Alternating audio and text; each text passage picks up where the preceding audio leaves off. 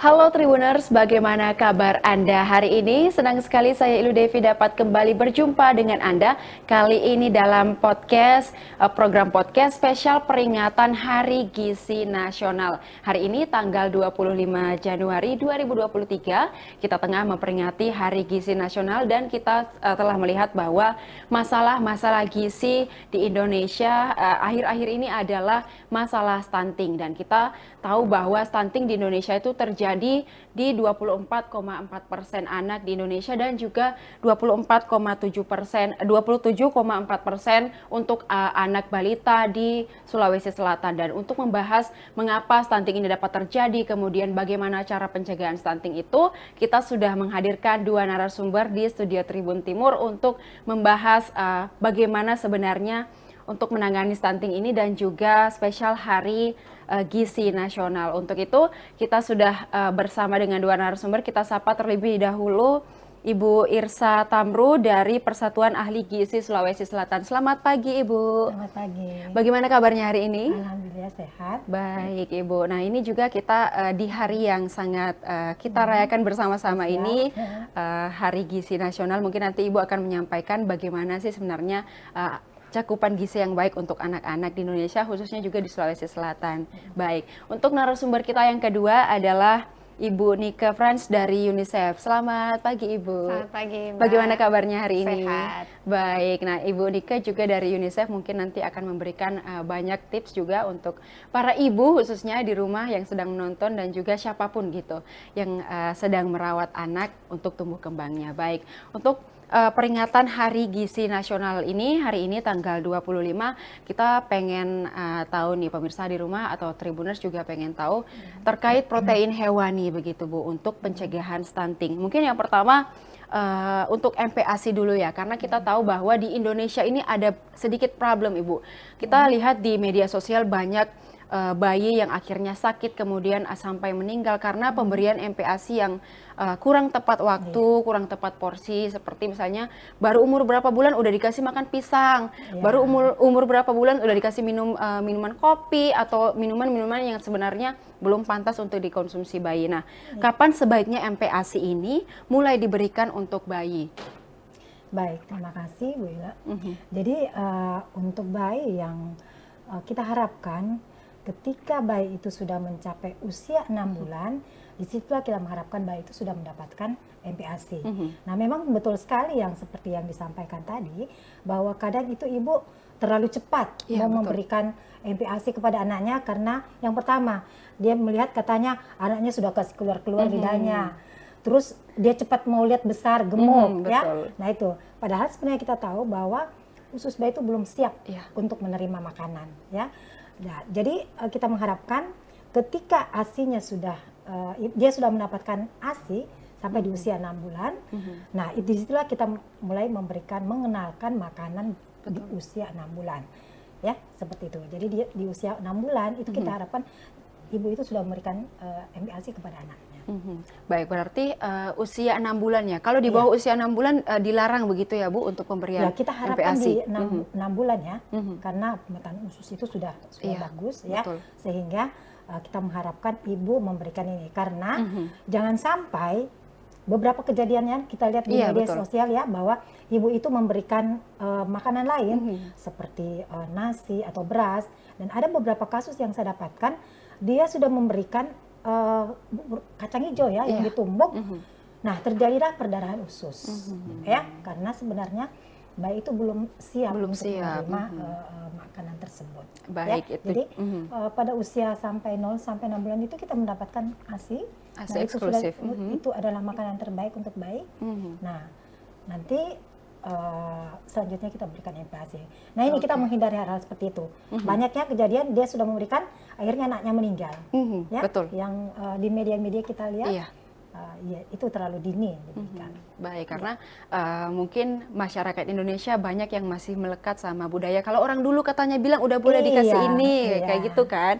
Dan akhirnya ini kita harus memberikan edukasi lebih lagi bagi para orang tua bahwa MPASI itu punya waktu yang tepat dan juga porsi yang tepat. Nah, kalau seperti itu Bu, apa saja nih jenis makanan untuk MPASI, apalagi untuk bayi yang baru pertama diberikan MPASI, mungkin agar istilahnya tadi lambungnya nggak kaget kayak gitu Bu, mungkin boleh dijelaskan.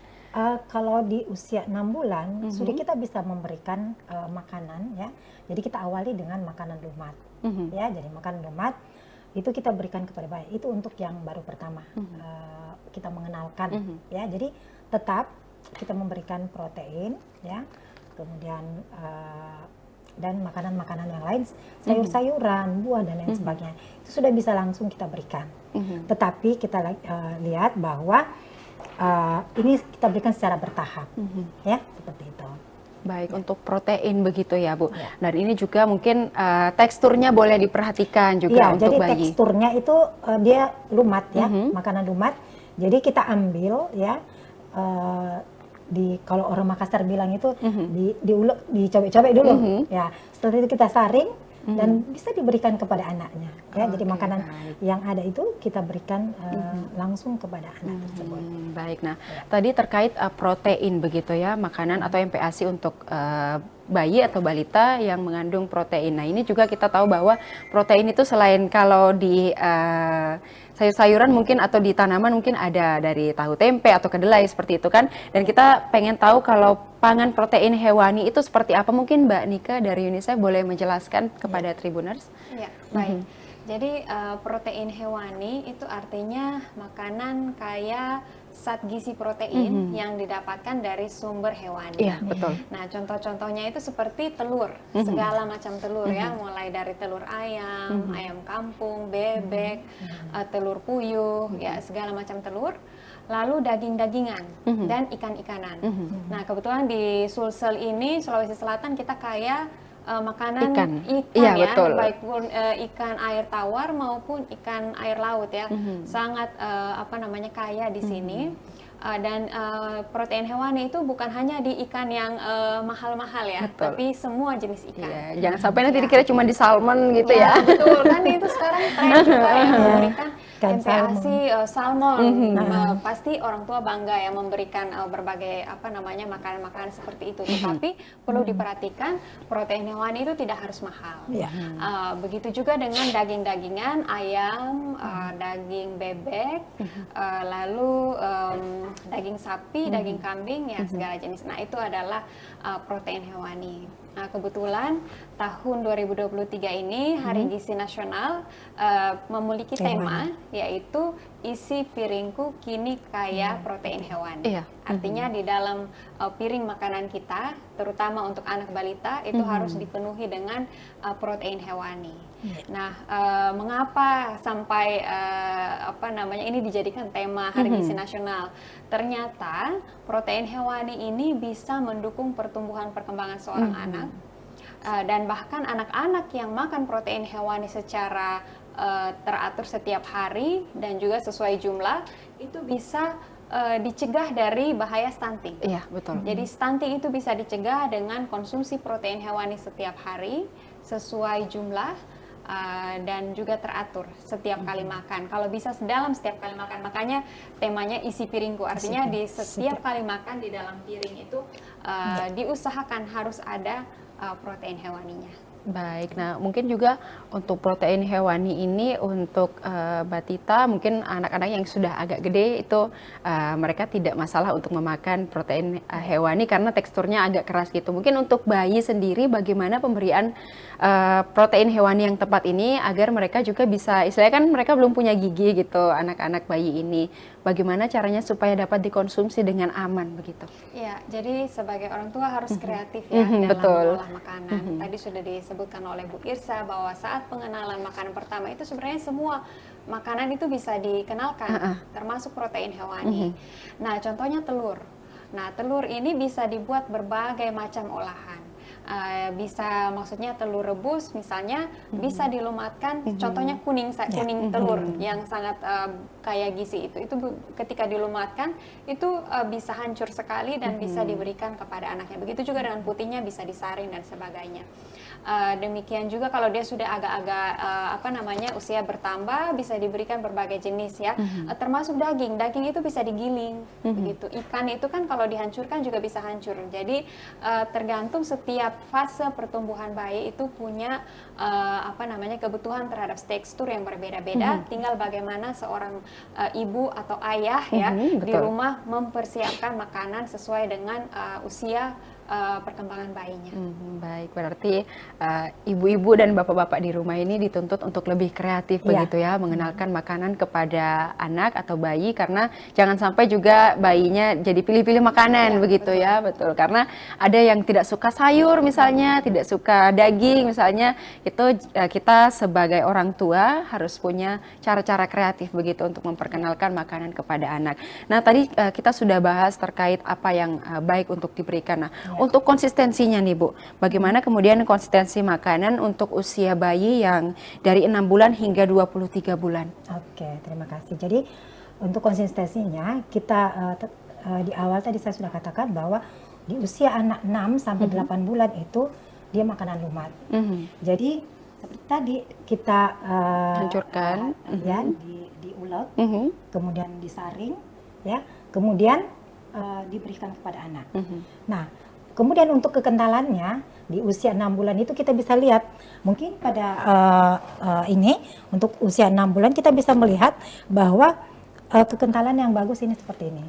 Jadi kalau dia kental seperti ini berarti dia energinya itu lebih tinggi. Dibandingnya ini berarti airnya kalau lebih terlalu banyak. encer gitu ya. Kalau dia encer seperti ini berarti kandungan airnya lebih tinggi. Berarti energinya lebih kurang yang didapatkan oleh anak. Ya, seperti itu. Ini untuk bulan. Kemudian untuk yang, nah ini pemberiannya, ini bisa kita berikan di awal itu 2-3 sendok dulu untuk pengenalannya. Setelah itu kita tingkatkan lagi pemberiannya sampai 120 ml, atau kalau kita lihat pada mangkuk itu yang berukuran 250 ml. Kita tingkatkan jadi 6-8 bulan itu sebanyak 2 sendok makan awalnya, kemudian kita tingkatkan lagi sampai 120 ml atau seperempat dari mangkuk yang ukuran 250 ml. Ya, nah itu segala jenis makanan itu sudah bisa diberikan. Jadi seperti tadi yang dikatakan Mbak Ilo bahwa memperkenalkan jenis makanan. Kenapa anak tidak suka? Karena di awal itu memang dia tidak diberikan sama ibunya. Betul. Anak kan tidak pernah minta bahwa saya mau tempe, saya mau ikan. Yang memperkenalkan adalah pengasuhnya, adalah ibunya. Sehingga anak itu indera pengecapnya sudah terbiasa bahwa ini rasa ikan, rasa tempe, rasa sayur, ya kan? Biasanya ibu-ibu kan mengeluhnya di posyandu bahwa anak saya tidak suka makan sayur, tidak suka makan ikan, karena memang tidak diperkenalkan, ya tidak diperkenalkan oleh anaknya. Nah kemudian itu tadi, nah di usia 9 sampai 11 bulan, ini teksturnya sudah berubah. Kita memperkenalkan makanan yang dicincang, yang bisa dipegang oleh anak. Kemudian kita tingkatkan pemberian makanannya itu bisa sampai 3-4 kali dalam sehari. Biasanya ibu-ibu pada saat umur 6 bulan, biasanya dia memberikan hanya 1 kali sih. Yang penting sudah dikasih makan. Ini anak kan orang juga, dia harus mendapatkan makanan sesuai dengan ini. 3 kali juga bisa diberikan sampai anak umur 11 bulan. Nah, kenapa anak-anak itu yang terjadi penurunan berat badan ini karena tidak sesuai.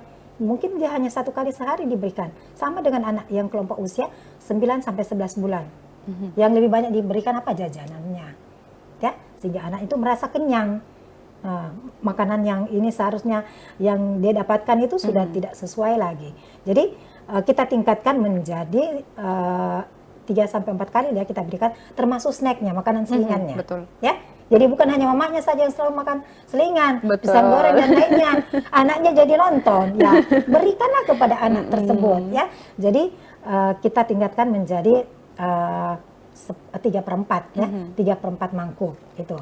Kemudian untuk yang 11 sampai 23 bulan itu kita sudah masuk ke makanan keluarga.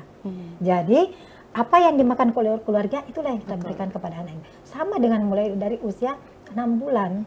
Ya, jadi tidak repot-repot lagi kita membuatkan makanan khusus. Ya, jadi apa yang dimakan keluarga itulah yang kita berikan. Iya, betul. Apa yang ada di meja itu yang mereka mau juga makan. Iya, jadi kalau dulu ya ibu-ibu itu biasanya merasa repot ya untuk sehingga dia gagal untuk memberikan MPASI kepada anaknya. Ambil gampangannya makanan pabrikan ya. Jadi karena dia tidak mau repot ya. Nah, sehingga kita mengharapkan bahwa ibu-ibu itu mengolahnya. Nah, nanti kita akan sampaikan pada ini ya nanti bahwa semua itu bisa didapatkan. Ya, semua bisa didapatkan dan bisa diolah dengan baik. Ya, jadi ingat, mulai dari umur 6 bulan sampai 11 bulan itu sudah diberikan makanan, bisa sampai 3 kali sehari. Ya, jadi nanti kalau yang 12 bulan itu makanan keluarga. Makanan keluarga, berarti yang ada di meja gitu ya. Dan nanti kita kalau anak-anak nanti sudah bisa makan sendiri misalnya, apapun yang ada di meja mereka nggak protes gitu. Misalnya pengen, Ma aku pengen makan yang ini deh, nggak mau makan yang ada di meja, kan itu jadi repot lagi mamanya untuk masak kan makanan khusus. Sejak usia 6 bulan. Oke, baik. Nah, untuk anak-anak nih, apalagi bayi begitu kan, kita tahu bahwa ibu-ibu di luar sana banyak yang insecure begitu, karena banyak yang protes, kok anaknya ini sih masih kecil gitu, kurusan kok anaknya. Padahal kita sendiri sebagai ibu misalnya sudah merasa memberikan MPASI yang cukup, MPASI yang baik, waktu yang cukup juga. Mungkin bagaimana untuk para ibu ini mengetahui bahwa bayi ini sudah dapat MPASI yang tepat begitu? Ya, baik, terima kasih. Nah, bagaimana memastikan MPASI yang dimakan anaknya itu sudah sesuai? Tadi porsi-porsinya disampaikan oleh Bu Irsa, berapa banyak dalam sehari begitu ya, atau dalam 1 kali makan. Nah, untuk memastikan anak ini berada di jalur yang benar gitu ya dalam pemberian makanan pendamping ASI, itu adalah dengan cara mengontrol tumbuh kembangnya setiap bulan, terutama pertumbuhan seorang anak yang bisa diukur setiap bulan melalui kegiatan posyandu atau pemantauan pertumbuhan rutin. Nah, itu penting sekali. Pada saat ibu hamil, mulai hamil, itu sudah diberikan yang namanya buku KIA, atau kita biasa sebut buku PINK. Nah, di dalam buku itu adalah buku rekor atau pencatatan mulai dari ibu itu hamil, sampai ibu itu melahirkan, dan anak itu sampai tamat balita, artinya sampai genap usia 5 tahun, begitu ya. Nah, di dalam buku itu ada grafik namanya grafik pertumbuhan. Itu diambil dari WHO, standar WHO. Grafik itu ada 3 grafik ya, yang terutama diisi di posyandu itu adalah grafik berat badan menurut umur. Lalu ada grafik tinggi badan menurut umur, dan ada grafik juga berat badan menurut tinggi badan. Nah, untuk memastikan pertumbuhan anak itu optimal, artinya dia sudah makan dengan cukup, kita harus mengontrol, memantau pertumbuhan anak setiap bulan. Jadi bukan hanya kita melihat anak ini, oh anak ini sudah bisa berlari, sudah lincah, sudah mulai berbicara, dan sudah bisa berinteraksi, tetapi apakah anak ini sesuai pertumbuhannya? Ya, karena apa? Jebakan anak-anak mulai stunting itu biasanya di atas 6 bulan. Pada saat diperkenalkan MPASI tadi, karena ketika ibu menyusui 0 sampai 6 bulan ya, ASI eksklusif, oke, pertumbuhannya bagus, tapi begitu dikasih makan itu banyak tantangan. Ya, memang kita bicara teori ini seperti ini, tetapi nanti dalam praktiknya itu ada saja tantangannya. Contohnya misalnya giginya tumbuh, mulai dia rewel. Nah, bagaimana seorang ibu bisa mengatasi hal-hal seperti itu? Nah, di usia-usia pertumbuhan yang pesat ini, di bawah 2 tahun ini, itulah sering ditemukan anak menjadi stunting. Jadi walaupun dia lahir tidak stunting, tetapi ketika usia mulai di 6 bulan ke atas itu terjadi stunting baru. Nah, ini yang harus kita waspadai dengan terus mengontrol berat badan dan tinggi badan anak di posyandu. begitu. Misalnya orang tua yang lebih modern mungkin bisa kalau punya timbangan bisa ditimbang juga di rumah dan sebagainya. Tetapi ada fasilitas posyandu di mana ada pengukuran tinggi badan dan penimbangan setiap bulannya. Kalau dia sesuai grafik, ada garis ya di grafiknya itu ada garis, ada yang warna hijau tua artinya bagus, hijau muda itu masih bagus tetapi harus hati-hati. Tapi kalau dia sudah masuk di kuning, apalagi ada garis merah, itu berbahaya sekali. Jadi harus anaknya itu mendapat penanganan khusus, baik itu berupa konseling ataupun rujukan ke puskesmas. Seperti itu. Jadi terus orang tua, terutama usia di bawah 2 tahun, itu harus tetap waspada dan berjaga-jaga agar anaknya ini tidak jatuh pada masalah gizi yang lebih kronis atau lebih parah. Baik, berarti juga selain ibu di rumah untuk merawat anak atau memberikan asupan gizi yang cukup, tetap harus punya kerjasama atau konsultasi begitu baik kepada bidan mungkin atau kepada petugas posyandu setiap bulannya begitu ya. Jangan sampai ada ibu-ibu yang males nih datang ke posyandu misalnya kayak gitu kan. Itu kan juga untuk kepentingan anak harus diukur pertumbuhannya seperti apa. Jangan sampai cuma lihat oh udah bisa jalan, udah bener nih kayak gitu. Padahal banyak pertumbuhan lain yang perlu juga dikontrol begitu Ibu ya. Jadi mereka itu Mbak Ella biasanya kalau selesai imunisasi sudah mau ke posyandu lagi. Betul. Jadi di situ tidak bisa dipantau, ya, tidak bisa dikontrol lagi karena mereka beranggapan bahwa ketika imunisasinya sudah selesai, ya, tidak mau lagi ngapain lagi ke posyandu kayak gitu ya. Jadi tidak ada kepentingan. Jadi disinilah perlunya kita bekerja sama dengan PKK, dengan petugas kader, petugas lainnya untuk memberikan edukasi kepada masyarakat bahwa meskipun imunisasinya sudah lengkap, tetapi kita masih tetap memantau pertumbuhannya. Iya, betul. Begitu, ya. Baik. Nah, tadi Ibu juga sempat singgung sedikit terkait pembuatan MPASI. Mungkin pemirsa di rumah ini pengen tahu gimana sih cara pembuatan MPASI yang baik, tepat, dan benar gitu, Bu. Oke, terima kasih. Jadi seperti tadi ya yang saya katakan bahwa MPASI yang ini sekarang itu kita istilahkan adalah makanan keluarga. Jadi apa yang dimakan oleh keluarga ya, contohnya hari ini ibu masak nasi, kemudian ikan, kalau orang Makassar palumara ya, makan palumara, kemudian sayur bening, ya, kemudian ada tempe, ada tahu. Nah di usia 6 bulan yang seperti saya katakan, tinggal diambil itu nasinya 2-3 sendok, kemudian diulek, disaring, kemudian diberikan. Kemudian ambil lagi sayurnya, terus ambil lagi ikannya, ikannya diulek. Nah kita mengharapkan untuk anak yang usia 6 bulan yang pertama itu kita mengharapkan dulu makanan yang ikannya yang agak lunak, yang dimasak, ya. Nah, itu dulu kita tambahkan, ya, kita lumetkan, kemudian kita berikan. Nah seperti itu. Kemudian yang tadi yang usia 9 sampai 11 bulan sama juga. Jadi kita cincang-cincang. Jadi tempenya tadi itu, terus ikannya itu kita cincang-cincang, ya. Kemudian kita taruh di wadah, ya. Ini nanti kita berikan kepada anak. Tapi kalau yang tadi yang sudah umur 1 tahun ke atas, ini kan makanan keluarga. Jadi tidak lagi diolah seperti anak usia 6 bulan dengan 11 bulan. Karena begini, kenapa tidak terjadi peningkatan berat badan ya, seperti tadi Bu Nika? Biasanya anak umur 11 yang seharusnya makanan cincang masih dikasih makanan lumat. Ataupun dia hanya dikasih ASI saja karena pengen makan. Jadi dia memberikan ASI sampai 9 bulan. Nah bagaimana berat badannya mau naik? Karena sebenarnya dia sudah harus mendapatkan MPASI.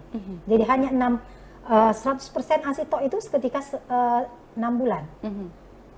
Kemudian 70% itu sudah ASI 70%. 30%-nya itu harus didapatkan dari MPASI. Ya, jadi ketika di usia 1 tahun ke atas itu makin menurun. ASI hanya 30%. Betul. Jadi bukan hanya ASI terus, tetap diberikan ASI, tetapi memang ASI itu sudah mulai berkurang ya ketika usia di atas 6 bulan.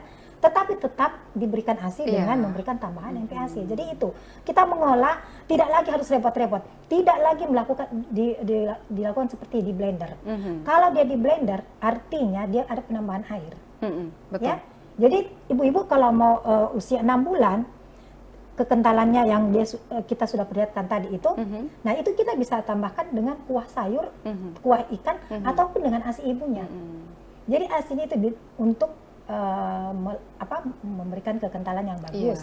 Jadi bukan air, jadi tidak di blender. Dulu memang seperti itu, termasuk saya juga dulu seperti itu, karena ilmunya belum tidak dapat. Ya, betul. Jadi tidak mau repot, masuk sayur, masuk ikan, masuk tahu, nasinya di blender jadi tambah satu. Air di blender tambah gitu air, ya? Jelas kan kalau di blender pasti penambahan air. Nah sekarang untuk penambahan air kita bisa tambahkan kuah sayur, kuah ikan kemudian ASI. Nah kita bisa menambahkan bumbu bawang pun, kecuali bumbu yang pedas mungkin nggak boleh itu ya. Tidak bisa. Untuk menambah rasa ditaruh daun seledri, daun sup, dan bawang supaya ada nafsu makan anak.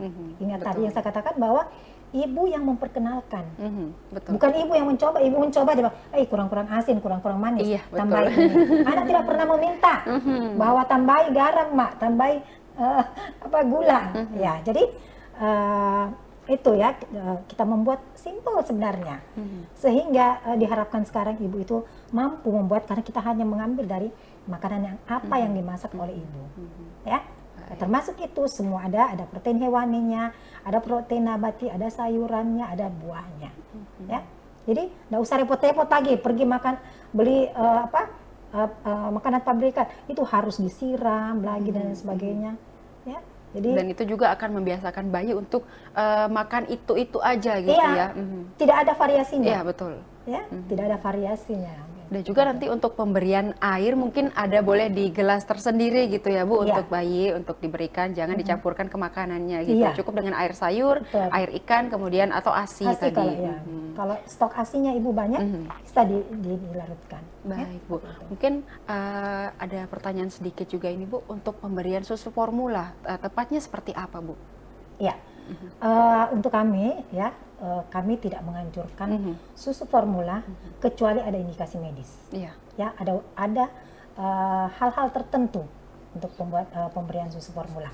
Nah, kecuali ketika anak itu memang sejak lahir ya tidak sama sekali tidak mendapatkan ASI, ya, kemudian dia masuk ke MPASI, ini bisa kita berikan susu formula karena memang dari awal dia tidak mendapatkan, ya, seperti itu. Jadi ketika ibu mampu menyusui bayinya, kenapa kita harus memberikan susu formula, ya? Jadi dia sudah mendapatkan zat-zat gizi lainnya itu dari sumber makanan, ya. Jadi kecuali ya ada indikasi medis, ya kita memberikan itu. Kecuali mungkin ibu produksi ASINya sangat minim begitu ya. Mungkin ibu boleh diberitahukan juga kepada seluruh Tribuners bahwa ada ibu-ibu yang sekiranya produksi ASINya itu minim, mungkin cara pencegahannya begitu supaya produksi ASI lagi lebih banyak lagi, dan makanan apa saja sih yang boleh dimakan seperti itu untuk meningkatkan produksi ASI. Jadi untuk meningkatkan produksi ASI kita tidak total ke makanan. Jadi ketika hamil ya, ibu itu memang dianjurkan untuk makan lebih banyak dari biasanya, itu untuk janinnya yang ada di kandungan. Nah ketika ibu sudah melahirkan, itu yang kita fokuskan adalah bagaimana bayi itu menghisap payudara ibu. Produksi ASI itu terbentuk ada hisapan. Jadi kalau bayi tidak menghisap, produksi ASI itu tidak bertambah. Contohnya kita lihat, bayi yang ketika lahir ya, bayinya meninggal. Otomatis payudara ibu tidak berproduksi. Terhentikan ASINya di situ, tidak ada ASI yang berproduksi. Karena bayi tidak ada hisapan, tidak ada hisapan di situ. Nah ini kita harus perhatikan bahwa bangun percaya diri ibu bahwa produk ASI itu selalu ada ketika ibu itu sudah sudah melahirkan, ASI itu sudah ada. Jadi kalau dia merasa bahwa ASINya kurang, coba lihat grafik pertumbuhannya. Kalau memang grafik pertumbuhannya bagus, berarti ASINya bagus. Tidak usah kita mengejar bahwa anak itu harus gemuk dan besar dan sebagainya. Yang penting dia sudah sesuai grafik pertumbuhan dan dia mendapatkan ASI, itu sudah sangat bagus. Ya, jadi tidak usah merasa bahwa ASINya kurang, ASINya tidak ada, ya. ASINya itu tidak kemana-mana ya. Selalu ada standby di payudara ibu, ya. Yang penting ada hisapan bayi, hisapan bayi yang terus menerus, ya, sehingga produksi ASI itu akan bertambah, ya, seperti itu. Jadi makanan itu kita harapkan makanan itu untuk mempertahankan kesehatan ibu agar dia bisa bekerja merawat anaknya. Jadi suatu sugesti juga bahwa ketika ibu makan kan memang dia akan tenang, ya betul, akan nyaman. Jadi kalau dia tidak makan dengan baik, dengan ini sehingga dia tidak mampu untuk menyusui anaknya dengan baik ataupun merawat keluarganya, membuatkan MPASI dan lain sebagainya. Betul. Ya, karena ibu butuh banyak energi begitu iya, ya Bu. Untuk benar. faktor stres juga mungkin berpengaruh jadi gitu ya. kalau stres itu dia tidak akan menghilangkan nilai-nilai zat gizi dalam nasi itu tidak akan berkurang. Mungkin dia agak terhenti sebentar, tetapi ketika kita membangun rasa percaya diri ibu, kemudian kita agak ada pemijatan sedikit pada punggung ibu supaya dia merasa rileks. Nah ini terus ada hisapan bayi ya, ingat tetap hisapan bayi, itu ASI akan berproduksi dengan baik. Baik, berarti yang utama adalah hisapan bayi ya, karena masyarakat banyak yang ngomong kalau ASINya kurang, ibunya kurang makan ini nih, ibunya kurang makan misalnya daun katuk atau seperti apa gitu. Ternyata hisapan bayi yang sangat berpengaruh begitu. Kalau itu yang seperti saya contohkan, bayinya meninggal, tidak ada hisapan bayi, ya. Ibu makan banyak, tetap ibu makan tetapi tidak ada hisapan baik, ASINya terhenti. Baik Ibu. Nah tadi juga kita sudah bahas terkait susu formula, sebaiknya jangan diberikan kalau cakupan gizinya baik dari ibu dan juga ya itu, sesuai dan juga tidak ada indikasi medis, betul. Nah selain itu apa saja sih yang istilahnya tidak boleh diberikan selama MPASI? Mungkin Mbak Nika dari UNICEF boleh menjelaskan. Ya, jadi ada beberapa ya yang perlu kita perhatikan dalam pemberian MPASI. Nah, salah satu hal yang perlu kita hindari dan kalau bisa tidak diberikan pada saat MPASI adalah memberikan makanan-makanan yang diproses secara tinggi. Artinya bahasa Inggrisnya itu ultra proses. Artinya diproses berkali-kali sehingga sudah tidak menyerupai makanan aslinya. Nah, contohnya adalah snack atau cemilan dalam kemasan. Itu sebaiknya kita hindari dalam usia-usia penting ini MPASI. Dan bukan hanya usia penting sih dalam kehidupan seorang anak kan seperti itu ya. Tetapi lebih waspada lagi jangan diberikan di usia di bawah 2 tahun. Nah, karena makanan-makanan yang berproses ini itu tinggi gula, yang pertama tinggi garam dan zat-zat pengawet pewarna lainnya, zat-zat kimia yang sangat tinggi, sehingga itu meningkatkan risiko-risiko terjadinya inflamasi. Artinya ada infeksi di dalam tubuh anak tersebut. Nah, sekarang ini trennya itu seperti itu ya. Mungkin karena makanan jajanan-jajanan itu mudah didapatkan, jadi memberikan itu dipikir anaknya sudah kenyang makan makanan snack-snack itu, sehingga MPASI-nya yang tadi dijelaskan tadi Ibu Irsa dengan tinggi gizi itu seperti apa, protein hewaninya itu bagaimana, tidak diberikan kepada anak, berkurang. Nah, lambung seorang anak itu masih kecil, sehingga dia punya batasan berapa banyak makanan yang dia bisa makan. Kalau diisi dengan makanan-makanan yang tidak sehat seperti itu, dia tidak bisa menerima secara maksimal makanan yang harusnya dia makan, begitu ya. Lalu yang berikut minuman yang manis, minuman kemasan. Itu perlu kita waspadai karena sekali lagi itu hanya tinggi kalori saja, tinggi gula, tetapi minim zat gizi lain seperti protein kan tidak ada dalam makanan-makanan seperti itu. Lalu yang harus dihindari juga seperti makanan yang pedas ya, pasti tidak boleh diberikan yang berbumbu tajam sekali. Kalau kita makan contohnya apa ya yang kita tidak boleh berikan, misalnya kita buat paleko begitu ya, yang pedas dan berbumbu tajam ya jangan diberikan kepada anak, kan dia belum bisa memproses rangsangan rasa seperti itu ya. Nanti ada waktunya untuk pengenalan makanan pedas. Iya, nantilah kalau sudah di atas 2 tahun mungkin boleh ya. Lalu yang berikut makanan-makanan ya kita pasti memastikan makanannya segar ya. Contohnya ikan, kita mau kasih ikan kepada anak ya pastikan ikannya itu segar ya, tidak rusak ya, karena itu berbahaya sekali. Kalau anak-anak keracunan makanan kan ya bisa berbahaya ya untuk anaknya itu. Yang berikut ya itu seperti itu. Jangan yang pedas, Kepiting jangan yang mungkin kali manis, ya. ya mungkin yang Kepiting seperti ya. kepiting atau apa yang bisa memicu alergi. Oh, iya. Nah, itu juga perlu diperhatikan, dan kalaupun diperkenalkan harus sedikit demi sedikit. Kepiting kerang. Harus diperkenalkan ya, kepiting dan seafood kerang gitu ya. itu mudah memicu alergi dan mudah sekali terkontaminasi. Kan orang dewasa saja kadang-kadang makan bisa keracunan. Gatal gitu kan. Nah, itu harus diwaspadai untuk pemberiannya untuk anak-anak, dan juga karena terkadang yang kerang-kerang itu mengandung merkuri tinggi, jadi kita juga harus mewaspadai itu, begitu. Jadi itu hal-hal yang perlu kita waspadai. Jangan dulu diberikan sama ini makanan yang tinggi gula dan garam di dalam rumah tangga.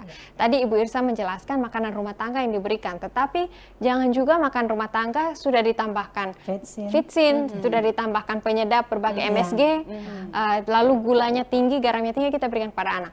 Kalau bisa pada saat misalnya memasak, tadi Bu Irsa sampaikan, misalnya masak palu mara, kita sisihkan dulu sebagian kepada bayinya, misalnya apalagi usia 6 bulan, jangan dulu dikasih garam. Dia sebenarnya natrium yang dibutuhkan dari garam itu bisa didapatkan dari ASI.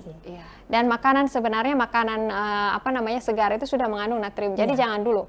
Nah, kita sisihkan dulu makanannya pada saat masak, baru untuk keluarganya ya bisalah ditambahkan cabai, garam begitu ya. Jangan lalu yang berikut teh dan kopi. Tadi Ibu Irsa sempat sampaikan.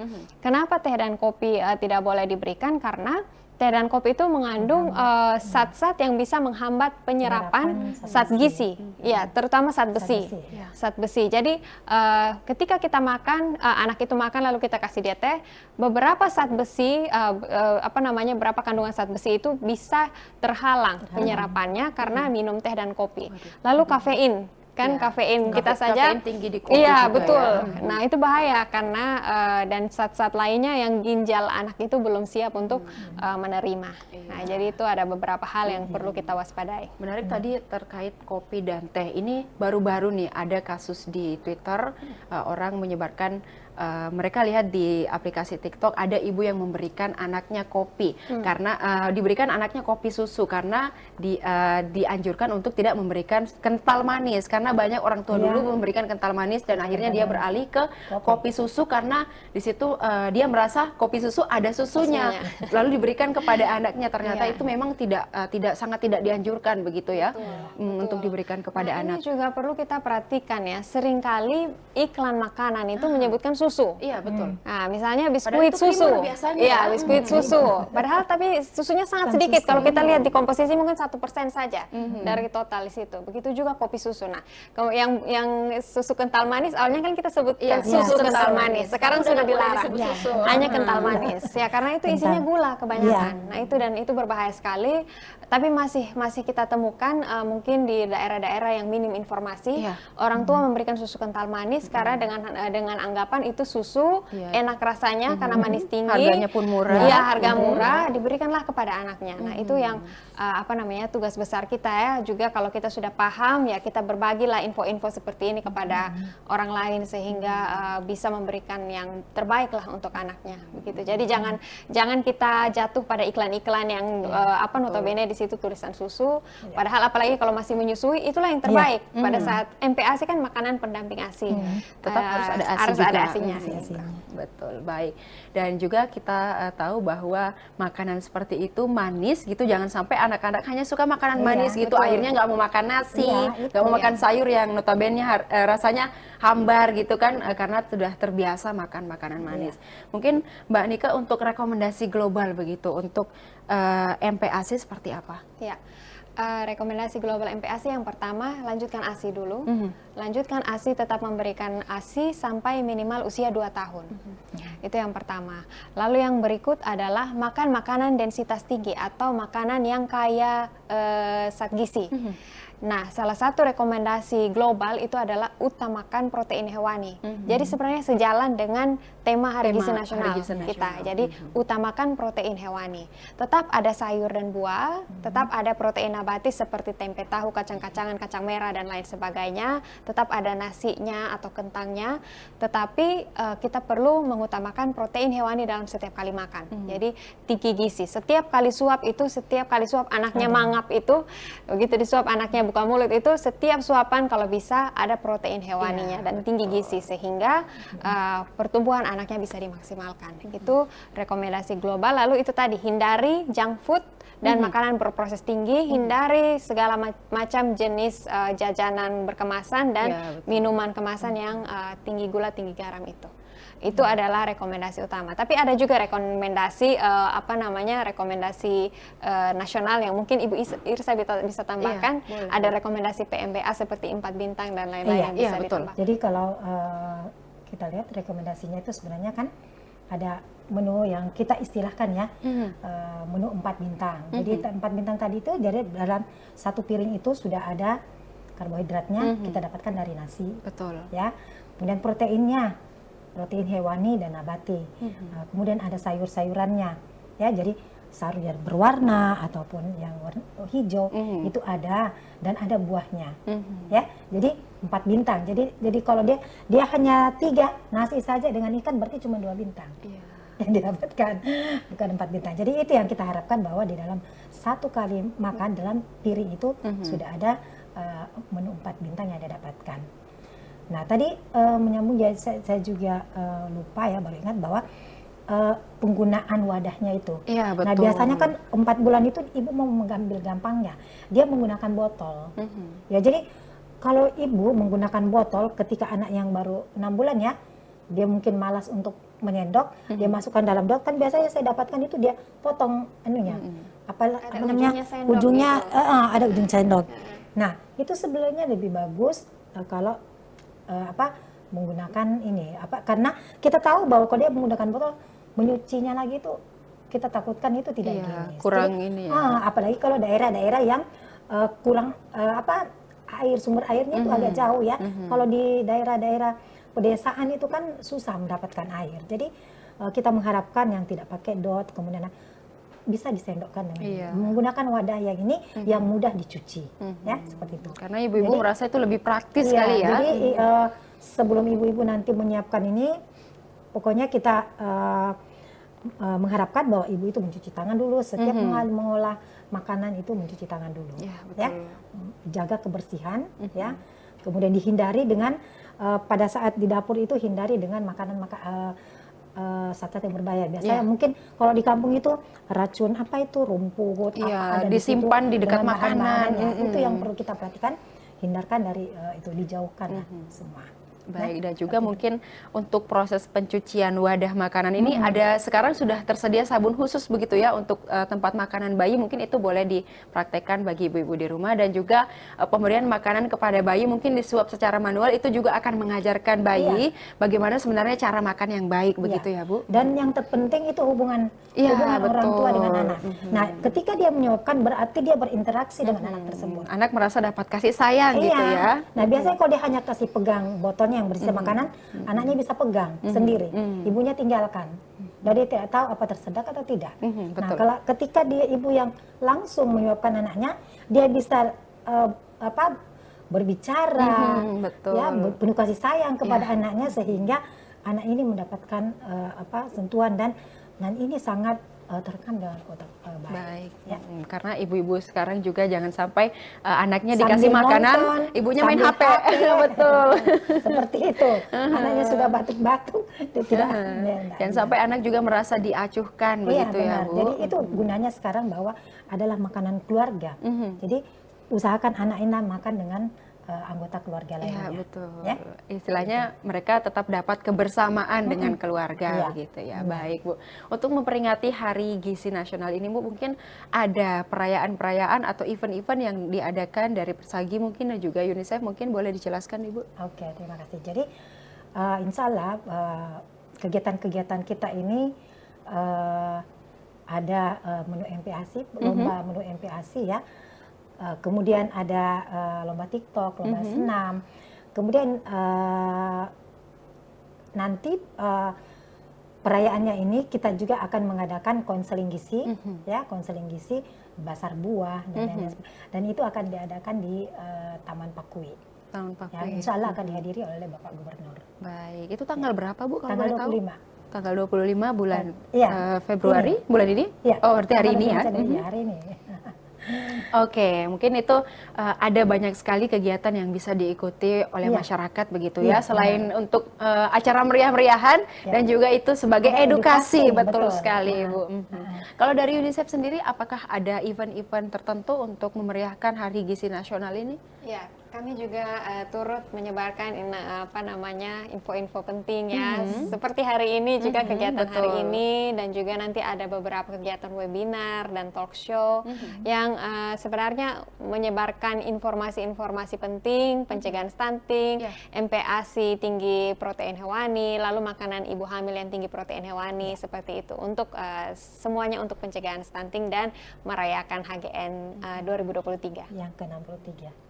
Oke, banyak sekali ya rupanya event-event yang bisa menjadi ajang untuk berkumpul, kemudian juga sambil sama-sama belajar, bertukar bagaimana memberikan informasi kepada masyarakat. Dan semoga dari kegiatan-kegiatan yang sudah dilaksanakan dan yang akan datang nanti bisa menjadi penambah wawasan bagi, utamanya bagi orang tua yang sedang merawat dan sedang memberikan tumbuh. Iya betul, betul sekali.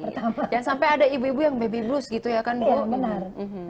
Baik, dan mungkin untuk terakhir Bu boleh memberikan closing statementnya untuk pemirsa atau Tribuners yang sedang menyaksikan, khususnya bagi ibu-ibu nih yang kali ini sedang mungkin lagi nonton sama anaknya atau seperti apa, boleh Bu? Oke, jadi kita mengharapkan bahwa pemberian MPASI yang tepat itu ada di tangan ibu. Nah, ketika ibu tidak memberikan yang terbaik bagi anaknya, nah anak ini akan mengingat sampai mereka dewasa. Memberikan makanan kepada anak itu maksimal itu kita hanya merawat mereka sampai SMA. Setelah itu mereka pergi. Jadi ibu-ibu jangan merasa kerepotan bahwa saya harus menyiapkan makanan untuk anak saya harus pergi bekerja. Nah, ini yang akan tertanam di pikiran anak bahwa saya dirawat dengan ibu saya dengan baik, dengan memberikan makanan yang terbaik dari makanan keluarga. Betul, baik. Meskipun berarti tugas ibu ini cukup berat, tetapi harus dilakukan dengan menyenangkan. Iya, jadi karena anak ini dia kan mau memberikan yang terbaik. Iya, betul. Apapun status sosial ibu, pasti dia akan mau memberikan yang terbaik bagi anaknya. Nah, lakukanlah sederhana yang ada sehari-hari di rumah kita. Baik, karena kalau anak melihat ibu lagi bahagia, ibu lagi senang, mereka juga akan ikut secara tidak langsung akan terpengaruh untuk juga merasakan kesenangan itu. Baik, kalau dari Mbak Nika dari UNICEF sendiri boleh memberikan pesan penting begitu untuk Tribuners yang sedang menonton. Iya, untuk Tribuners sekalian, yang pertama ingat ada protein hewaninya, usahakan itu diprioritaskan. Kalau bisa ada telur, ada ikan, atau ada daging, itu akan sangat berguna bagi tumbuh kembang seorang anak. Itu yang pertama. Lalu yang kedua, jangan menyerah begitu dalam pemberian MPASI. Kalau menghadapi tantangan, misalnya anak tutup mulut karena mungkin makanan dilepeh, atau pada saat sakit tidak bisa makan, jangan menyerah dulu. Terus semangat memperkenalkan berbagai jenis makanan agar anak itu bisa makan makanan-makanan sehat dengan bervariasi. Dan yang terakhir, tetap kreatif dalam mengolah makanan untuk anak itu bisa makan dengan cukup dan anak itu juga bisa makan dengan menyenangkan. Baik, terima kasih Mbak Nika dari UNICEF sudah memberikan banyak sekali tips-tips bagi ibu-ibu dan orang tua yang sedang menonton, dan juga Ibu Irsa dari Persagi sudah memberikan banyak sekali juga pembelajaran bagi kita semua untuk bagaimana sama-sama kita atasi stunting sejak dini, sejak awal, sesegera mungkin gitu ya Bu, karena kita tahu ini adalah permasalahan untuk anak-anak bayi di Indonesia cukup besar. Baik, Tribuners, itu tadi informasi terkait bagaimana mencegah stunting dan juga bagaimana pemberian MPASI serta protein hewani yang tepat untuk bayi dan balita dan untuk anak-anak kita di rumah. Dan ayo sama-sama sekali lagi kita cegah stunting mulai sejak dini. Untuk itu, saya Ilu Devi mengucapkan selamat Hari Gizi Nasional untuk seluruh masyarakat Indonesia, dan juga terima kasih sudah menyaksikan program kita pada hari ini. Saksikan juga program-program lainnya hanya di kanal YouTube dan Facebook Tribun Timur, Mata Lokal Menjangkau Indonesia. Saya Ilu Devi dan seluruh kru yang bertugas pamit undur diri. Terima kasih dan sampai jumpa.